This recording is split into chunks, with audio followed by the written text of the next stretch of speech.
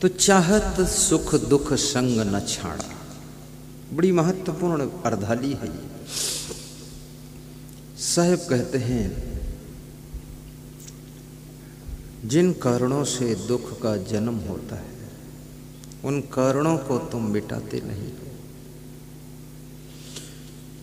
आपके घर में कितनी ही शांति हो, प्रसन्नता हो, आनंद हो, लेकिन जिस समय तुम क्रोध करते हो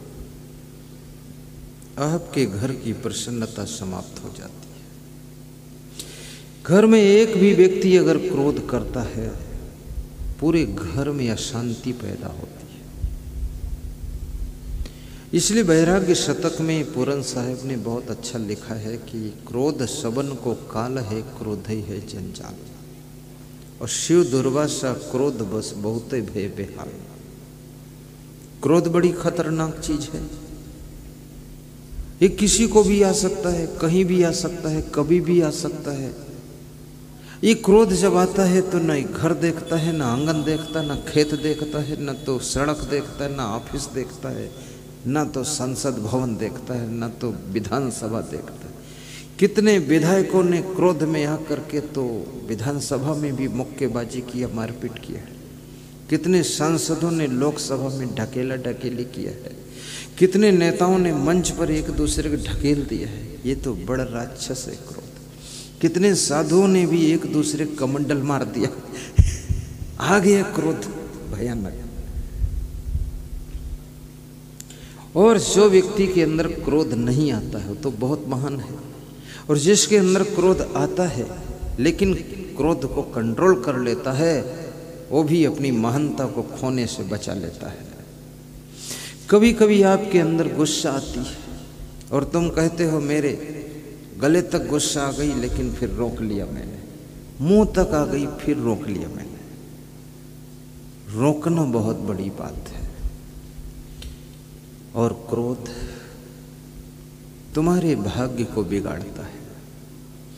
यो न सन्नियच्छति बेगम उत्थितम क्रोधा हर्षयो। समझना इस श्लोक को। महाराजा धृतराष्ट्र विदुर जी से पूछ रहे हैं कि हे विदुर, वे लोग कौन हैं जो राज्य और लक्ष्मी के अधिकारी बनते हैं?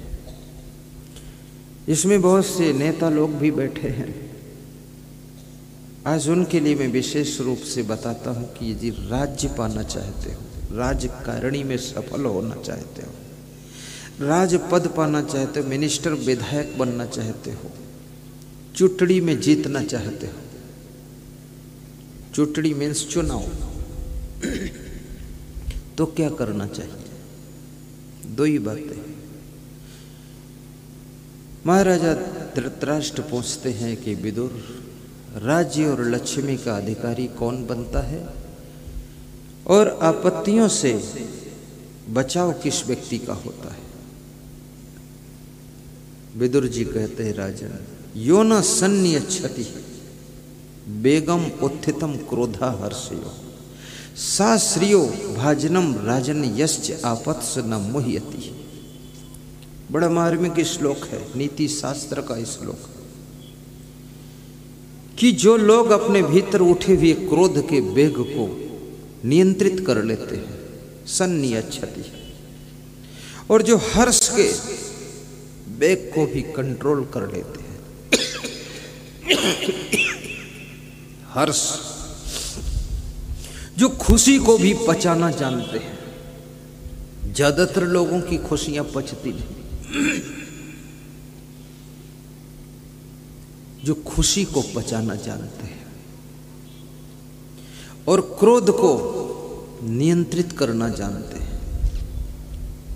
विदुर जी कहते हैं राजन, वे राज्य और लक्ष्मी के अधिकारी बनते हैं और उनके जीवन में आपत्तियां भी बहुत कम आती है। इसलिए क्रोध को जीतने का प्रयास कीजिए और हर्ष को पचाने का प्रयास कीजिए, तो आप जिंदगी में राज्य और लक्ष्मी के अधिकारी बनेंगे। आपके घर में कभी दरिद्र नहीं आ सकता।